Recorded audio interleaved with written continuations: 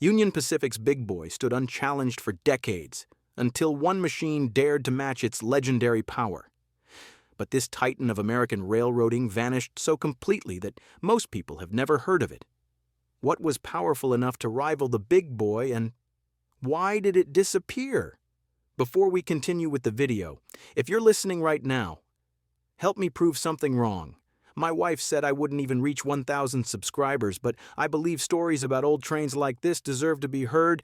Help me show her that these videos matter. Please subscribe to our channel and let's keep these old trains' legacies alive.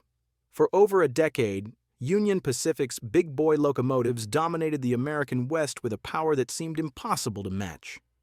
These mechanical giants stretched 132 feet from pilot to tender, weighed over 600 tons, and delivered 6,000 horsepower to the rails. Their 488 four-wheel arrangement became synonymous with brute force, conquering Sherman Hill and the Wasatch Range where lesser engines failed. Between 1941 and 1944, 25 Big Boys rolled out of ALCO's factories, each one a masterpiece of steam engineering.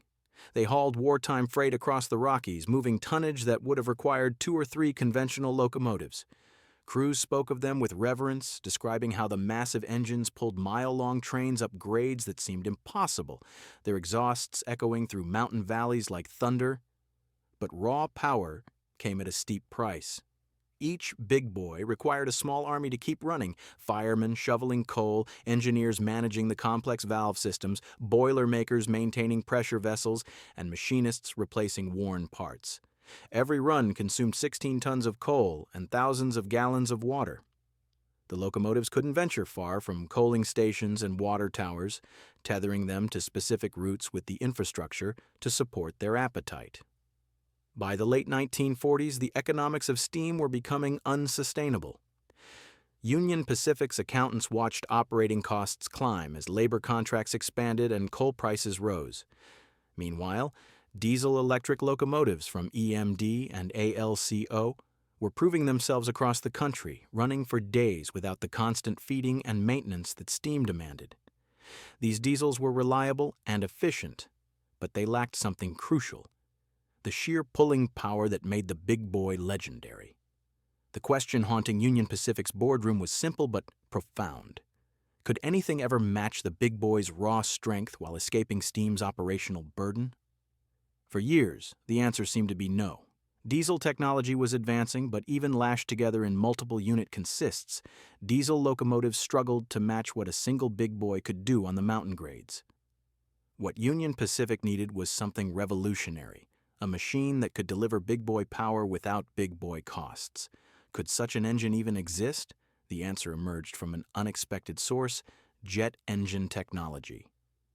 In 1948, Union Pacific's engineering department began conversations with General Electric about adapting aircraft turbine technology for railroad use. The concept was audacious. Instead of pistons and connecting rods, a gas turbine would spin at tremendous speeds, converting fuel into rotational energy that electric generators would transform into traction power. General Electric had spent the war years developing turbines for military aviation, perfecting the science of high-temperature combustion and precision engineering. Their engineers argued that a turbine-electric locomotive could deliver unprecedented power in a single unit, eliminating the need for multiple diesel units while simplifying the mechanical systems that made steam so maintenance-intensive. The physics were compelling. A gas turbine operates on a continuous combustion cycle, unlike the reciprocating motion of pistons.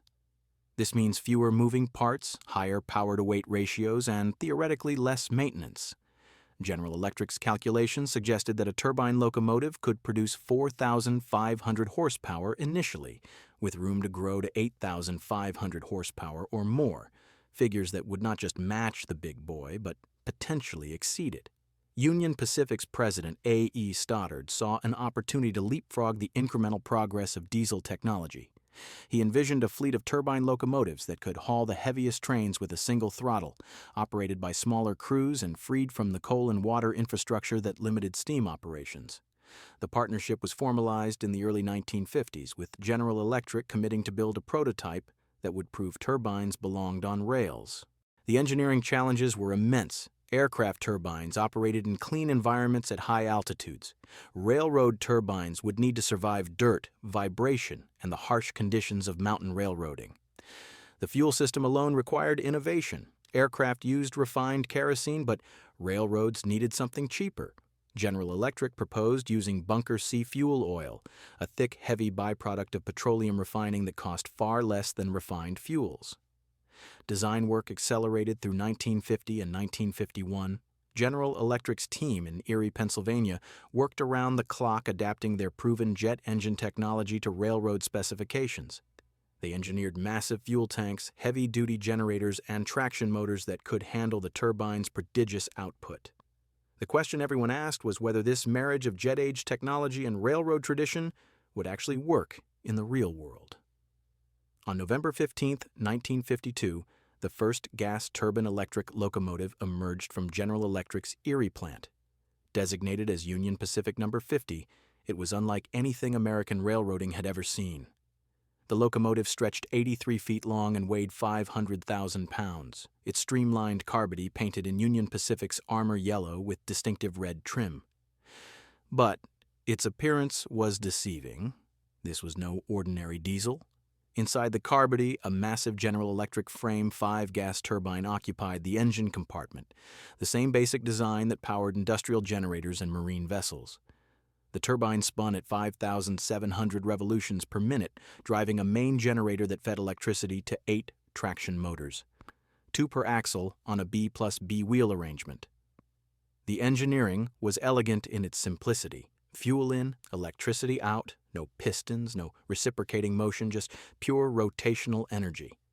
The numbers were staggering. Unit number 50 delivered 4,500 horsepower, matching 3 early diesel locomotives combined. Its continuous tractive effort exceeded anything diesel could produce, and Union Pacific's engineers calculated that it could pull freight tonnage comparable to a big boy, all in a package that didn't need water towers or coaling stations. The turbine could run for hundreds of miles on a single fuel tender, limited only by crew laws and maintenance intervals. Testing began immediately on Union Pacific's main line between Ogden, Utah, and Green River, Wyoming. This 175-mile stretch included some of the steepest grades on the system, perfect for proving whether the turbine could deliver on its promises. The first runs were cautious, with engineers monitoring every gauge and temperature sensor, but as confidence grew, they opened the throttle wider, and the turbine responded with a howl that shocked everyone trackside. Union Pacific No. 50 conquered Sherman Hill on its first attempt, pulling a 3,500-ton train up the 1.55% grade at speeds that steam locomotives couldn't match. The turbine's exhaust roared like a jet engine, a high-pitched scream that echoed across the Wyoming prairie. Observers described it as otherworldly, a sound that belonged in the sky, not on steel rails.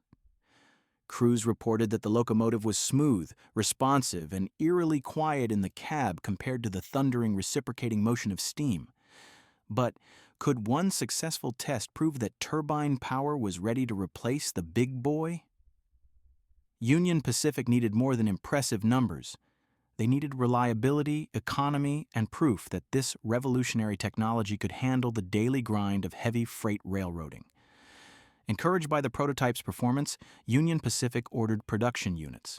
Between 1954 and 1961, General Electric delivered 55 gas turbine-electric locomotives in several series. The ultimate expression of this technology came with the 9000 class, 15 massive machines that represented the pinnacle of turbine railroad engineering. The 9000 class locomotives were monsters. Each unit measured over 83 feet long, and when coupled with its fuel tender, the total length exceeded 160 feet, longer than a big boy. But it was the power rating that captured everyone's attention, 8,500 horsepower. This figure didn't just match the big boy's output, it exceeded it by a substantial margin. For the first time in railroad history, a single locomotive could deliver more raw pulling power than the legendary steam giant. The engineering behind this power was extraordinary. General Electric upgraded the turbine to a Frame 9 design, essentially a scaled-up version of their proven industrial turbines.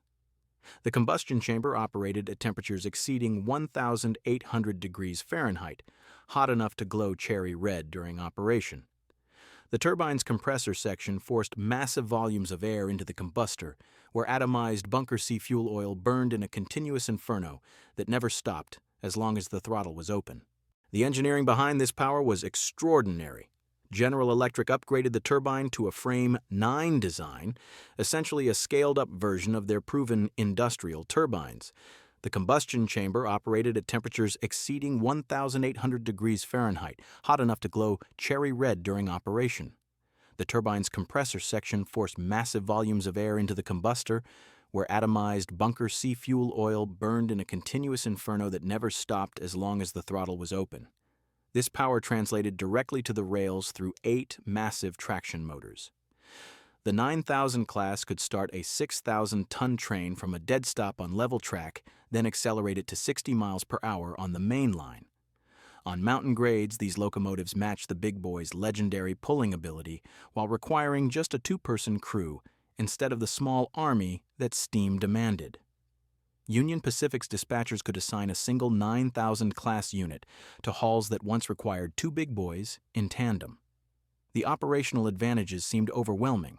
The turbines needed no water, no coal, and no fire cleaning. They could run from Ogden to Green River and back without refueling, covering distances that would have required multiple coal and water stops for steam. Maintenance intervals were measured in thousands of miles rather than the daily inspections that steam demanded. For Union Pacific's operations department, it appeared that the future had arrived in armor yellow paint. Yet even as these powerful machines entered service, subtle warnings appeared in the operational data. Fuel consumption figures came in higher than projections.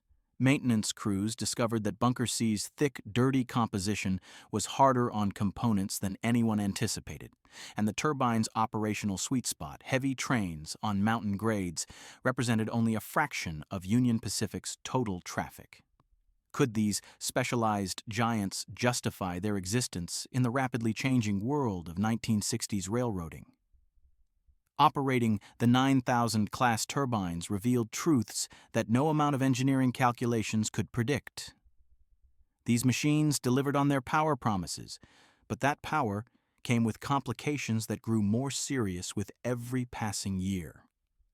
The turbines excelled at one specific job, hauling maximum tonnage trains over mountain grades, but struggled with the versatility that railroads increasingly demanded. Fuel consumption became the first major concern. While General Electric's projections suggested reasonable efficiency, real-world operations told a different story. A 9000 class turbine consumed between 12 and 17 gallons of Bunker C fuel per mile, depending on load and grade. This was more than double the fuel consumption of an equivalent diesel locomotive. The cost was manageable in the 1950s when surplus Bunker C sold for pennies per gallon, but the economics were precarious, dependent on cheap fuel that might not stay cheap forever. Handling Bunker C created its own operational challenges. This heavy fuel oil was essentially one step above asphalt in consistency, almost solid at room temperature. Before it could flow through fuel lines to the turbine, it had to be heated to over 200 degrees Fahrenheit. Every turbine locomotive traveled with a complex fuel heating system that ran constantly, consuming energy just to prepare the fuel for combustion. In winter, crews had to heat fuel tenders overnight or risk clogged lines and failed starts.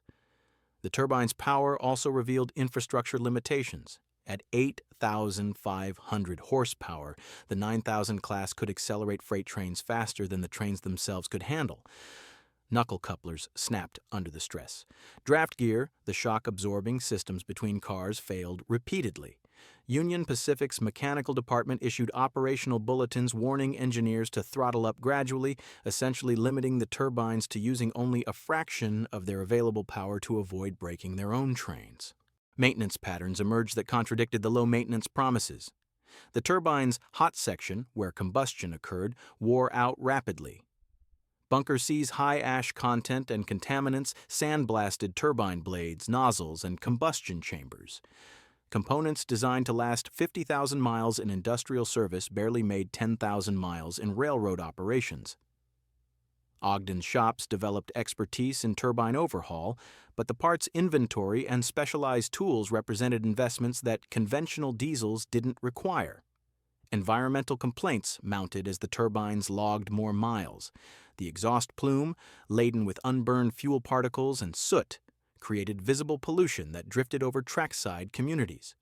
Residents complained about black deposits on buildings, cars, and laundry. Local newspapers ran stories about the dirty trains, and city councils pressured Union Pacific to limit turbine operations during weather inversions when exhaust settled in valleys. Despite these challenges, the 9,000-class turbines performed their primary mission admirably. They hauled record tonnages over Sherman Hill and the Wasatch Range, setting productivity records that impressed railroad managers. But could specialized power justify its existence when general-purpose diesels were becoming more capable with each new model year?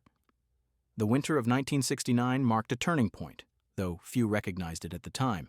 Union Pacific's turbine fleet was aging, maintenance costs were climbing, and diesel technology had advanced dramatically.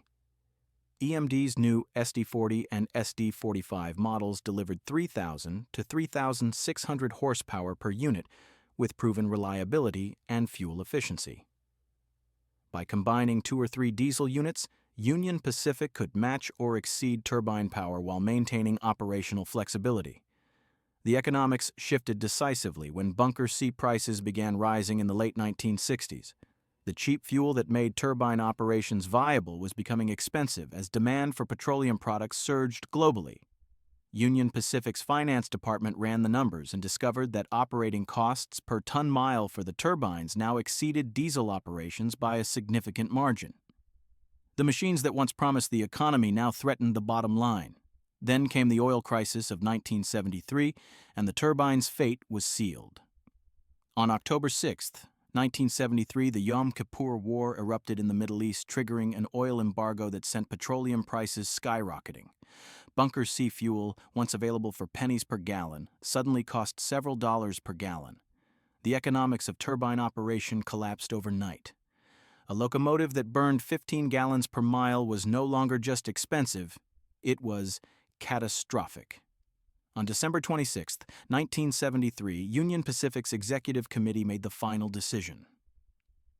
A directive went out to all divisions: cease turbine operations immediately and prepare the fleet for storage. Within days, the distinctive roar of gas turbines faded from the main line. The last 9,000 class unit made its final run on December 29th, pulling a freight from Green River to Ogden before being parked in the yard, its turbine spinning down for the last time. The fleet sat in storage for months while Union Pacific debated their future. Some executives hoped fuel prices would stabilize, allowing turbine operations to resume. But as 1974 progressed, it became clear that the oil crisis represented a permanent shift in energy economics. Even if prices fell, the turbine's fuel appetite and specialized maintenance requirements made them obsolete in an era when railroads needed maximum efficiency and flexibility. By 1975, the decision to scrap was final. Most of the 55 turbines, including 14 of the 15 9,000 class units, were cut up for scrap. Their massive frames were torched apart, turbine assemblies removed and scrapped, copper wiring salvaged, and steel sold by the ton. The locomotives that once matched the big boys' power vanished from the roster, their serial numbers crossed out in maintenance logs. Only 3 turbines survived. The Illinois Railway Museum preserved a first-generation unit, while the Museum of Transportation in St. Louis saved unit number 18. Most significantly, the Utah State Railroad Museum in Ogden preserved 9,000 class unit number 6,936, ensuring that future generations could see the only locomotive that ever matched the big boy in raw power. Could this have ended differently, or was the turbine's fate inevitable from the start? Today, Union Pacific 9000 class number 6936 sits under shelter at the Ogden Museum, a silent testament to an ambitious experiment. Visitors walking past this massive machine rarely grasp what it represented, not just a locomotive, but a fundamental question about the nature of railroad power. Standing beside it, one can imagine the howl of the turbine at full throttle, the ground shaking as 8,500 horsepower pulled tonnage up mountain grades. The turbine story reveals a profound truth about technological innovation. Raw power alone doesn't guarantee success. The big boy succeeded not just because of its strength, but because it matched the operational reality of its era. The 9000 class matched that strength but arrived at exactly the wrong moment. Too specialized for changing traffic patterns, too fuel-hungry for volatile energy markets, too maintenance-intensive for cost-conscious operations. Modern railroading has moved beyond the quest for maximum single-unit power. Today's locomotives focus on efficiency, emissions compliance, and operational flexibility. A modern ES44AC produces 4,400 horsepower with fuel consumption a fraction of what the turbines required. Multiple unit diesel consists deliver power rivaling or exceeding the 9000 class while offering redundancy. If one unit fails, the train continues. The future might belong to battery-electric or hydrogen fuel cell locomotives, technologies that would have seemed like science fiction in the turbine era. Yet the engineers who designed the 9000 class pushed the boundaries of what was possible, creating machines that remain unsurpassed in single-unit power output. No locomotive before or since has matched 8,500 horsepower in a single engine. They proved that turbine technology could work on rails, even if the economics couldn't justify continued operation. Their legacy lives in the lessons learned about fuel efficiency, maintenance requirements, and the importance of matching technology to real-world needs. The turbines also represent a unique moment in American industrial history. The brief period when jet-age optimism met railroad tradition, when engineers believed that aviation technology could revolutionize ground transportation. That optimism produced bold experiments, some successful, others not, but all contributing to the evolution of railroad technology. For enthusiasts and historians, the 9000 class turbines occupy a special place, neither as beloved as steam locomotives nor as practical as diesels, but fascinating as examples of engineering ambition. They answered a question that many thought impossible. Could anything match the big boy? The answer was yes, but matching the big boy's power proved easier than matching its place in railroad history. As we face new challenges in transportation and energy, the turbine story offers perspective. Innovation requires more than technical capability. It demands economic viability, operational practicality, and timing. The 9000 class had the power but lacked the circumstances for long-term success.